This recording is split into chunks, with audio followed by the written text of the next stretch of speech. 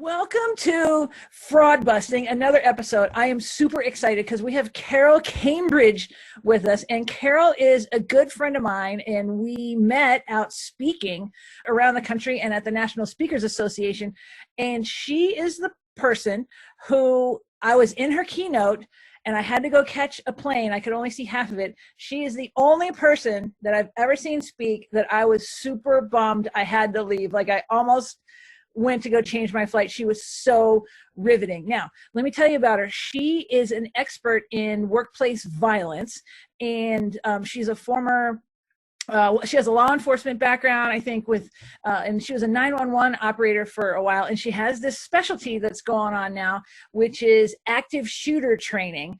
And it was so compelling that I just said, oh my gosh, we have to be pals, and I have to have you on Fraud Busting. So Carol, thank you so much for taking a little time for us today. Oh, it's my pleasure. I always enjoy being in your company, Traci. So it's my pleasure to be here. Oh yeah, and you have the honor of being the only person, only other expert that I've actually pulled up on stage, cut my content, and pulled you up because I knew you were in the room and gave you a half hour of Q&A with us together. And I think, man, that hit the audience. Just you're so genius that we're going to talk about all of that. So, but let's get to know you a little bit first, shall we? Oh, well, thank you. Yes. So we're locked down right now, and I think people want to know, I think they'll be curious, how's your toilet paper stash? You doing all right? You know, doing fantastic, because I don't have that scarcity mentality. So this fits perfect with talking about fear, and fear in terms of active shooter, fear in terms of fraud, fear, period. It's real funny because we were running low, and we were down to, I think, 2 roles, and we had 4 people in the house. And, you know, I looked legitimately, couldn't find it, but I really wasn't too concerned. I said, you know, I just know that the universe always provides. Somehow, somewhere, this will be fine.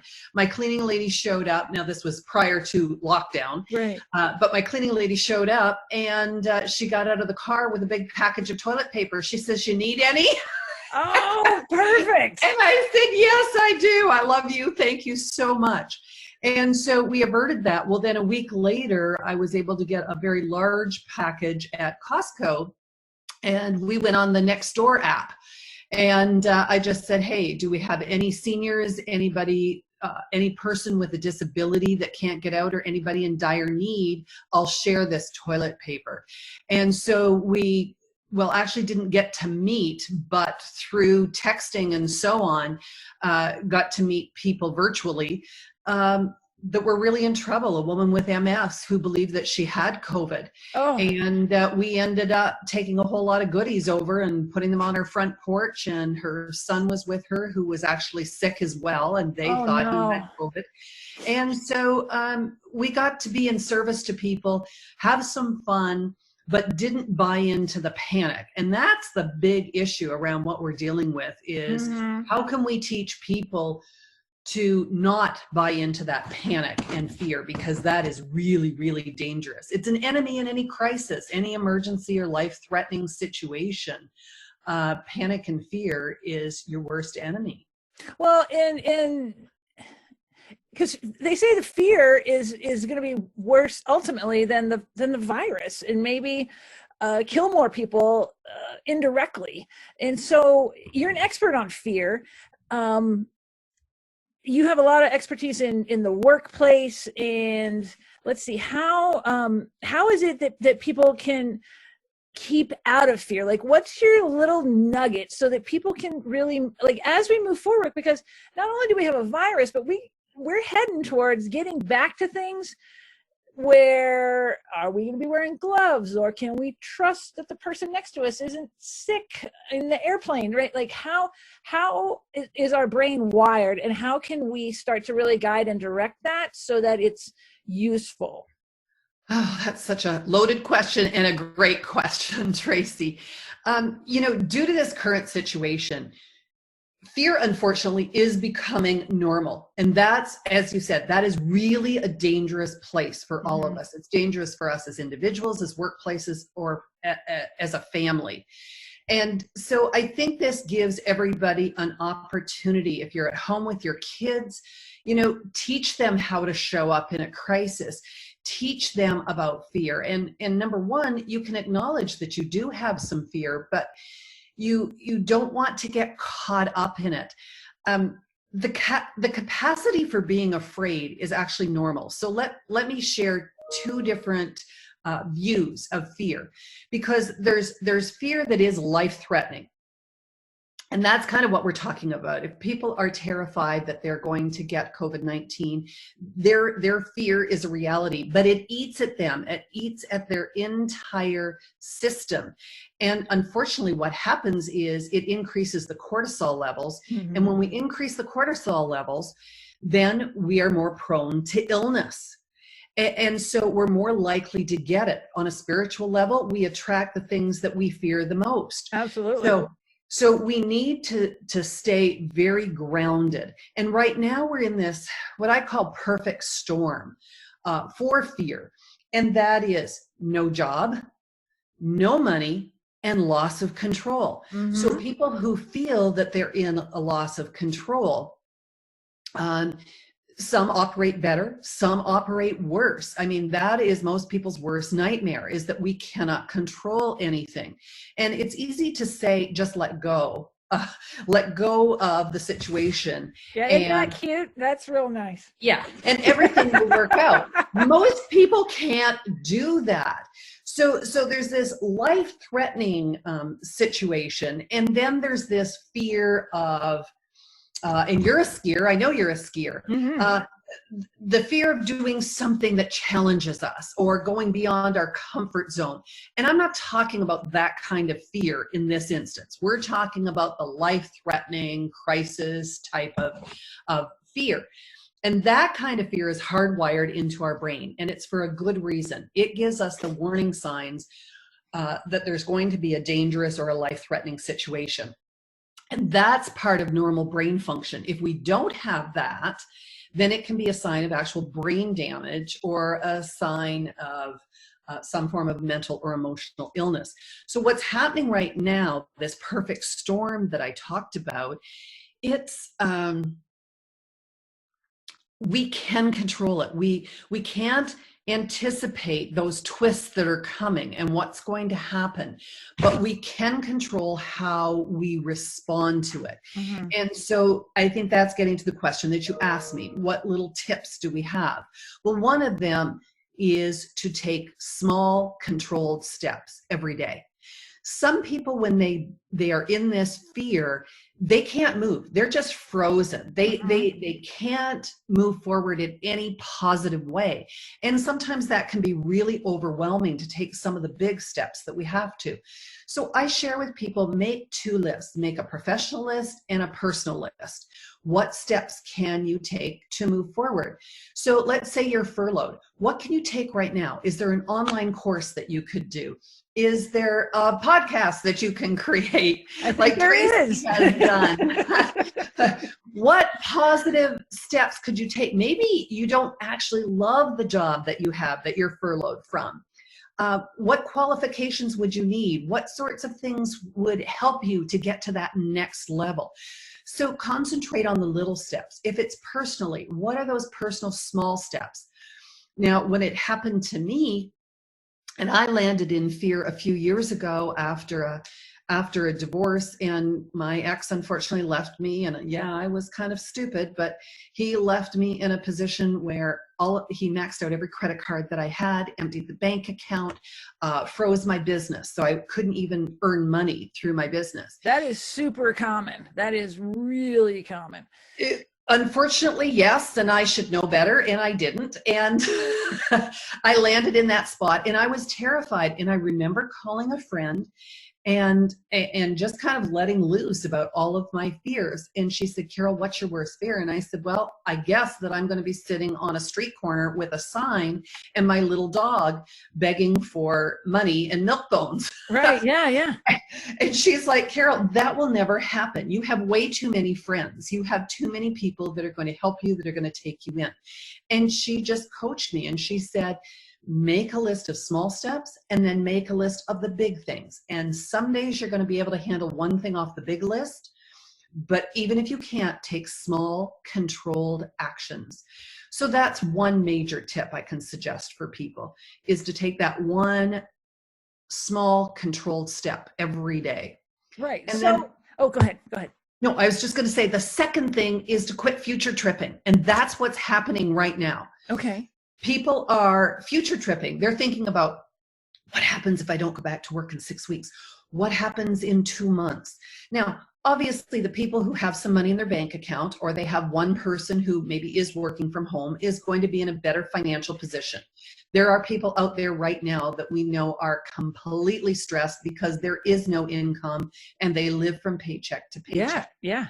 They're the folks that I am most concerned about, because from a psychological standpoint and just the standpoint of fearful people, desperate people will do desperate things. So they're the ones who are going to commit more fraud. So as this starts going back to some semblance of normality, I know that'll probably be a new normal, but as we go back there, from the perspective of employers, they've got to start paying attention to what's going to happen, because they are going to be more vulnerable to fraud. People will take steps that they've never done before because people are going to protect their family and feed their kids. Oh, yeah. And they think maybe they deserve it, right? Or Yes. there's always a rationale. So in all your, I guess, travels through law enforcement and everything you've heard, what would you say, what do people need to look for? What do employers need to look for? Is there a stereotype? And while we don't want to stereotype people, we need to look for certain behaviors that say, wait a minute, I don't know about if the situation is right. Like, how do people know when they need to dig deeper? Right. Well, there are definitely signs, and there are behaviors that might be predictive of violence. And we look for high stress levels. And this is where it's going to get touchy, because a lot of people coming back into the workplace are going to have many of these signs. So we have to be particular. I think the point here is that we have to connect with people on a human level like we have never done before. Oh, and we have to give them permission to share their fears. So things we're starting to look for, though, are things that are different than before, behaviors that have changed. So perhaps you have somebody who was always well put together. They always had their makeup on. They were always dressed appropriately for work. But now they're coming in and they have poor personal hygiene. They seem to have, they're not together. They seem to be losing it. Just simple requests. They seem to be strung out in terms of on the edge. They're snappy with their responses. We need to pay attention in particular for people who may be dealing with painful personal issues. Like right now, for instance, this is a terrible time for anybody who's dealing with domestic violence. Oh, it's horrible. They're trapped in their house with the offender. So when they get back into the workplace, for instance, they're going to be relieved and yet fearful because they don't want, they're glad to be back into that workspace away from that person, but that person is usually extremely controlling. So we're looking for those painful personal issues. Is somebody going through a divorce, or maybe they had a bad relationship prior to this lockdown? This lockdown is going to push every issue to the end. Oh, yeah. And so when they come back in, we need to be able to check with these people. What's going on? Are things okay at home? How can we help as a company? They may be facing bankruptcy, foreclosure.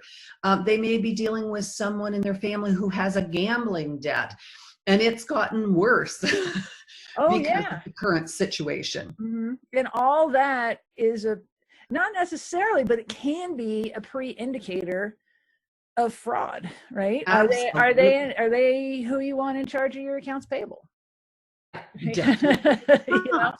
Definitely not. Yeah, so we're looking for things, faulty decision making. inconsistent work patterns that are different. Now we're going to have to have everybody have a little bit of a break when they come back, because there is going to be a little bit of an adjustment period as we go back. Where I'm concerned in terms of fraud or workplace violence is what happens with some of those furloughed people that may not be coming back. So the company is calling back some of their people, maybe not full force, and they may use this time to be selective about who they are bringing back into the workplace. So if you take somebody who's angry, somebody who's vindictive, someone who thinks they've been passed over for a promotion, but they still perhaps have access to privileged information in the company, and they get any indication that they are not coming back to work, that's when they can commit fraud, Well, you got fraud, and then which is a problem. Like, it's a problem for sure. And then you got this whole active shooter thing, which, we put the active shooters out of business for a time here, because there's no crowds, supposedly, right? So what do you think is going to happen with that when we come back? It will probably, I think we'll stall for a while. I think we're going to see results like we saw after 9/11, where people are going to come back into the workplace. They're going to be very polite, very cautious, feeling like we are all in this together. And then as weeks progress, that's going to start to break down. When we're going to see differences when people run out of money. So those furloughed employees who have applied for unemployment, when that runs out, when that panic sets in, or people who don't have the ability to seek mental health professionals, if they've had employee assistance through work, but that now has stopped because they're not coming back to work. They don't have the avenue, they don't have the money to pay for that help. That's when this is going to start occurring again. Now, whether that's 6 weeks, 2 months, I'm not sure how we forecast that, but I do see an increase in fraud, in workplace violence, in domestic assault, and active shooters. I think will go back to where it was once we start with those crowds. Now, the crowd issue may be delayed. So we may start going back to work here in a couple of months. That may be, little by little, that'll be increasing. But I think it's going to be longer for the concerts. I think it's going to be longer for the large crowds to be getting together. And we may not see that for several months. So that's probably going to delay that. Will we see a shooter? Will we see somebody who is desperate and start shooting in smaller crowds? Probably. So is the profile of given what we have now, is the profile of someone who's going to commit fraud the same profile as someone who's going to start shooting, or are they just a little different? What's your thought on that? They're a little bit different, and if I knew the 100% answer to that question, I'd be a multimillionaire sitting in the Caribbean with the love of my life and our dogs. You can have psychologists, psychiatrists, forensic psychiatrists, and everybody will say the same. There's no magic number or specific order to the signs that indicate any kind of violence. It's really a complex set of behaviors.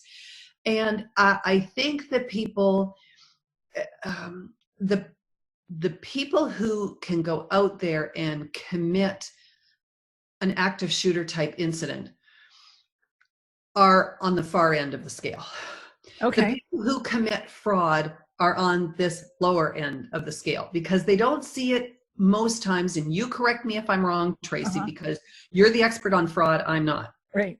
But I think they see it as they're deserving of the money, they're deserving of the situation, but they're not really in it to cause violent behavior to someone else. They don't see it as necessarily a harmful crime. Right, it's victimless. Yes. That's how it appears, is victimless.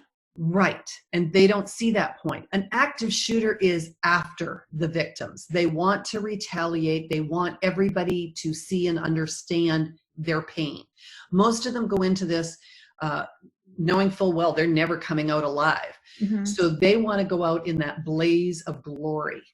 Right. Well, and they started booby trapping their hotel rooms in their houses. And also, I mean, that's kind of a newer development.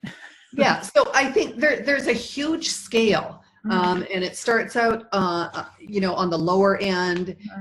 A bully in the workplace who may commit fraud or who may commit workplace violence against someone else. It's the same as a bully in school. Mm-hmm. The bullies online aren't going to do, when you see bullying on Facebook or Nextdoor or on any of these other apps, Twitter, anything else, they're not going to do it when you're face to face. Right. Yeah. They're too scared. They're too scared. They're too afraid, but they'll do it in the safety of their anonymity or semi-anonymity, if we can say it that way. Right. And that's a lot different. So there is a scale, and those active shooters top that scale. And when I say they top it, they blame others. They don't take any accountability or responsibility for any of their own actions. They think they've been wronged or they've been treated unfairly. They have suicidal tendencies, perhaps. Mm-hmm. They've been unhappy for a long time. There's a significant emotional despair. And the other thing that I haven't touched on that we are going to see in the workplace is suicide. Oh, really?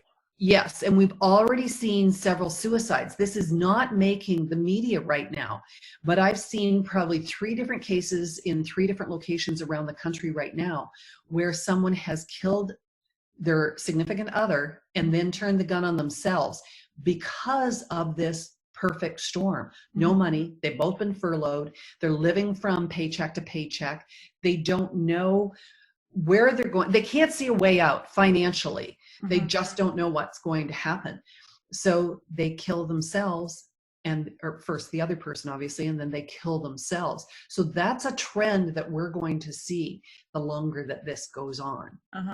Wow. So, so we know we have a scale where people are, and we know that employers like really listening and even giving access and maybe even encouragement to mental health mental health care is going to be key.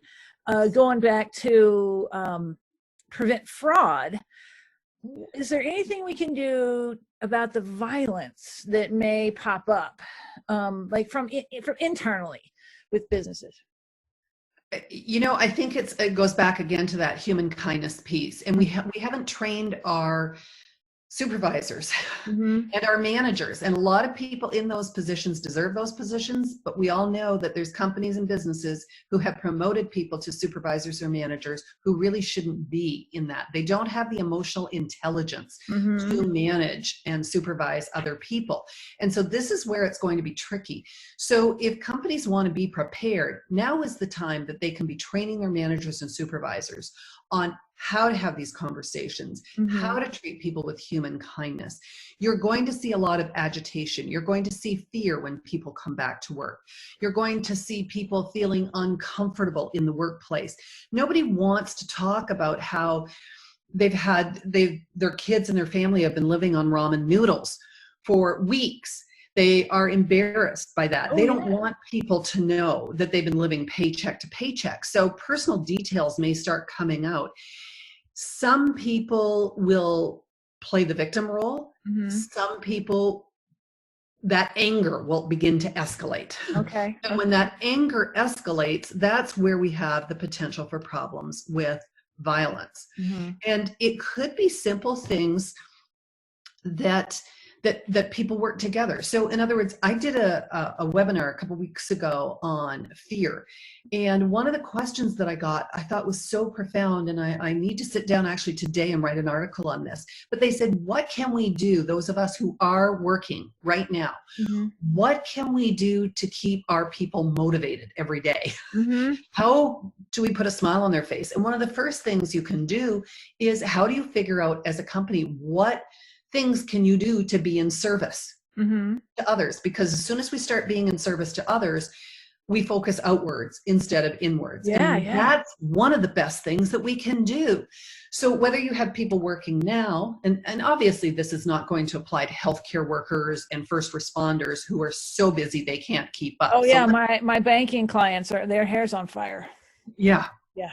Yeah. So, we're not talking about this for everybody, but for those who can, you know, what can you do as a group? We have a lot of homeless people who are being neglected right now. They aren't getting the food. They aren't getting the help. Mhm. In parts in the Midwest, we're getting freezing. They had snow the last couple of days. People aren't prepared for that. Do you have an extra blanket you can share? Could you bring that into work? What have you got in terms of extra food, extra anything? Um, if you're healthy and you feel comfortable with it, you can donate your time at a food bank once a month. My husband and I do blood plasma donations. Yeah, once I a was week. very impressed by that. I got to say, because I don't give blood because I don't do good afterwards for a couple days. Right. And when you said that, I was like, "Oh, aren't you nice? You are nicer than me."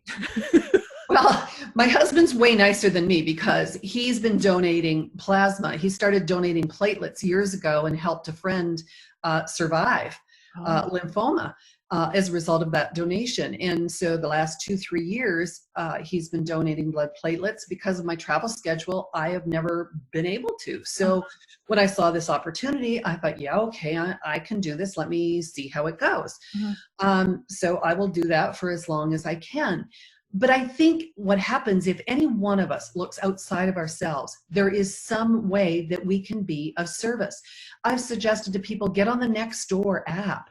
A lot of us don't know our neighbors very well, but it's a great place to just pose the question, is there anybody that I can go get some food for? Is there anybody who needs my help with shopping? Anybody who needs their grass cut? I mean, it could be multiples of things, but we have a lot of people who are holed up at home that Mhm. just aren't physically able or capable of properly taking care of themselves. So even if it's doing some grocery shopping for them, but companies can do that on a larger scale because it doesn't require people to bring in a whole lot every day. It could be, okay, let's do a 1 week thing at work where every day, maybe Monday, you bring in extra toiletries that you don't need. Yeah. Tuesday, you bring in extra blankets.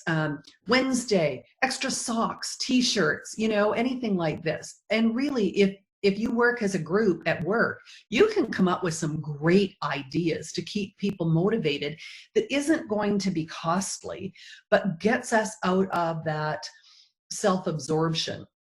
Well, That we create. exactly. And one of my clients who I've never seen it's done so well, Alliance Data. They service all of your credit cards. So let's say you have like an IKEA credit card or Victoria's Secret. You don't call Victoria's Secret to take care of your charges. You call Alliance Data.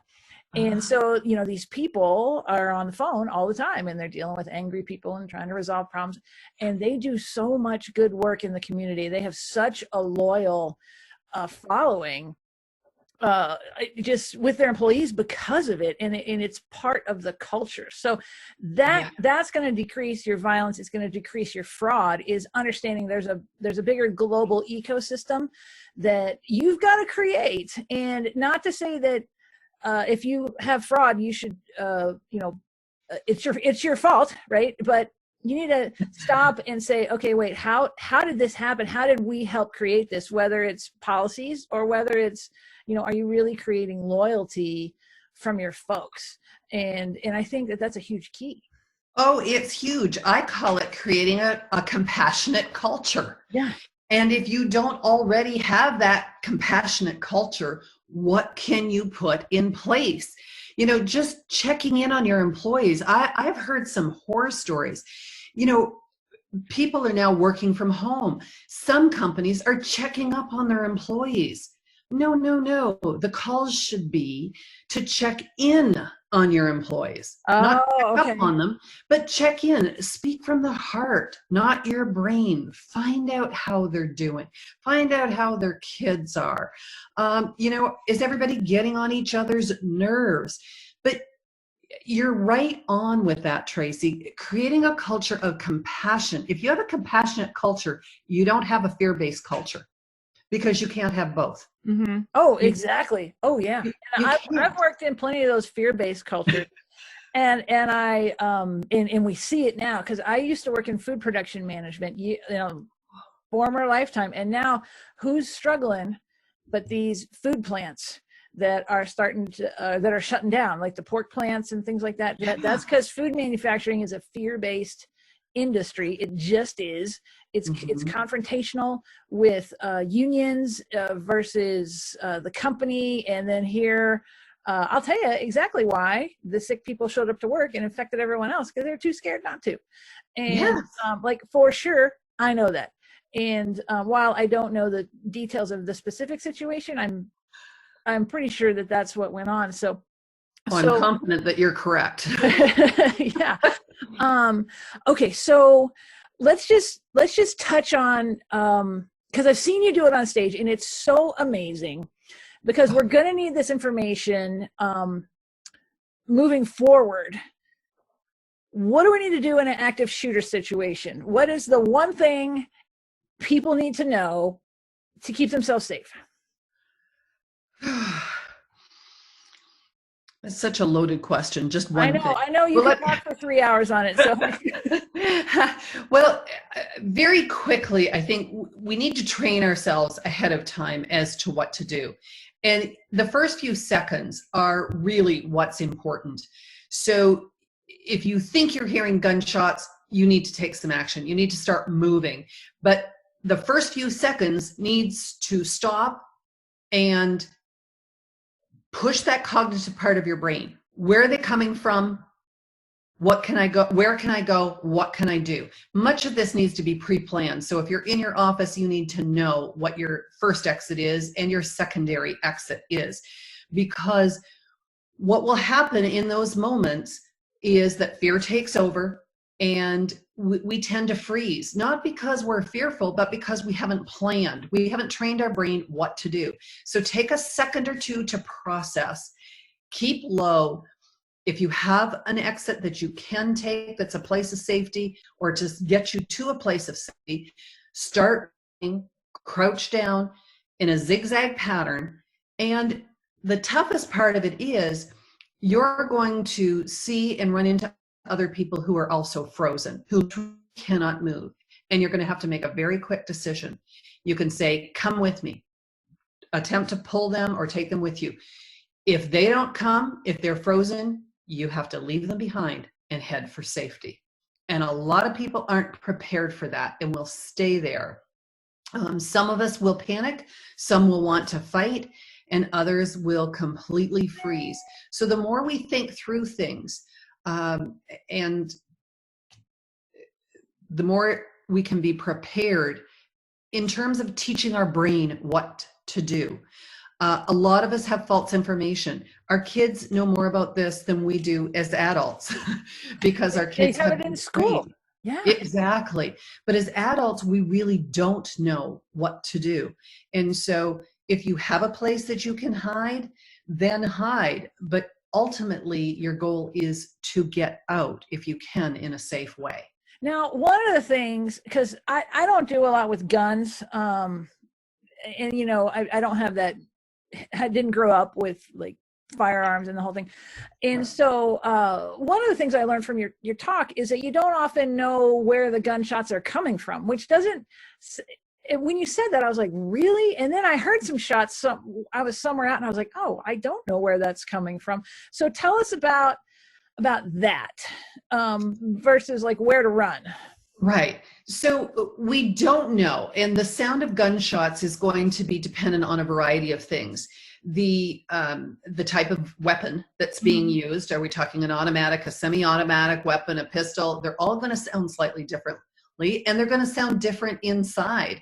So if you're used to going to a gun range, for instance, you may be familiar with the sound of gunshots, but it's going to be very, very different. If you're in a warehouse, for instance, that has a lot of aluminum, it's going to sound very different than a gunshot in a building that has a lot of concrete walls. It's going to sound different than there's a lot of glass that's smashing and so on. And so the sound kind of reverberates depending where you are, and it's very difficult.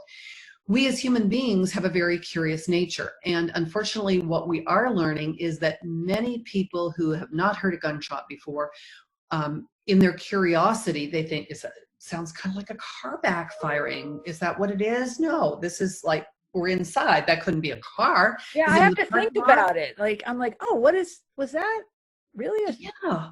like, what else could that have been? Yeah, and a lot of people will mistake fireworks for that, especially if they hear something outside. So because we're curious in nature, we run towards the gunshots. And that's one of the things that we have to train ourselves not to do until it's verified what it is. You want to be going away from that noise, not going towards it in any way. Yeah. Well, if it's bouncing off the walls, the sound, then what's the best plan? Just go somewhere other than where you are, or stay? Well, again, it depends on the particular situation. And this is the problem. We could have 25 different situations. Yeah. And I could teach you for 23 of them.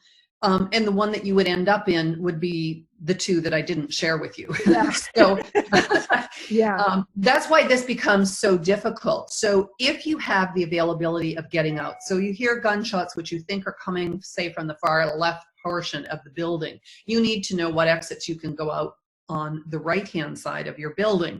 Now, the problem is that because we are, as human beings, we tend to do the same things the same way. We're creatures of habit. So if we always enter the building from the left and we always exit the building from the left, we don't pay too much attention to where those other exits are. So that's the pre-planning that I was talking about. Know where those exits are, because you might need to know where they are. Let's say after all of this, we're out and we're in a shopping mall. Most people have no idea what to do if they're in a shopping mall. They hear the sound of gunshots. Your best place, as much as I want to say, yes, you need to head outside, but it might be to get inside a store and try to head to the back. Most of those stores in a mall will have a back exit, whether it leads directly outside or whether it leads to a hallway that then takes you to a major exit, because that's how they get all their deliveries. Right through the back. Yeah. Oh, that's a good tip. I never thought about that. Ooh, I just learned something huge. I feel you feel a little tiny smidge safer. I feel a little safer out well, there. the other thing is we have a tendency to follow the crowd. So if you have a whole crowd, and this is what happened, in Las Vegas, people are all sort of pushing in this big crowd to get away. There's nowhere really for people to go. And in that particular instance, there was nowhere for people to hide. Let's say you're in a mall. I want to keep my shoulder as close to the wall as I can. Oh, because then if there's a crowd, I know where the next exit is. I know where the next entrance to the next store. Oh, when these stores start shutting the doors, or I get pushed down or shoved aside, I'm far safer to be with my shoulder against the wall and have some familiarity than all the screaming, shoving, and pushing that's going to occur. Because if you're on the outside, you may even be pushed over the railing if you're on the second floor or the third floor. Right. Oh my gosh. Oh, this is the part of your keynote that I missed. Was this part.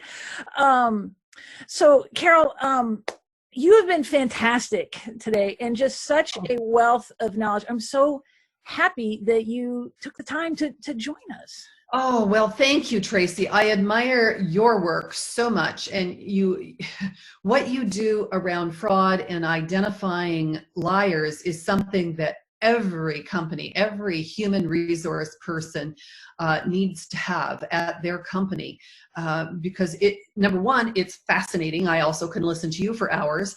I'm one of the Traci fan club members, but it's fascinating, and it really saves a lot of money. And so we can save lives and we can save money. Right. We just pay attention differently. Like if we pay attention to what you talked about, and, I talk about lie detection all the time. Like you got to cover yourself. Paying attention is free. That's the thing. It's not about some fancy computer program, or it's just pay attention, be human, and start to notice like what's going on. So, okay. And that's the number one key for active shooter, by the way, is being aware of your surroundings. Yeah. Pay attention. Pay attention, be aware. And most of us are so busy with our lives, we're focused on multiple different things. We're just simply not aware.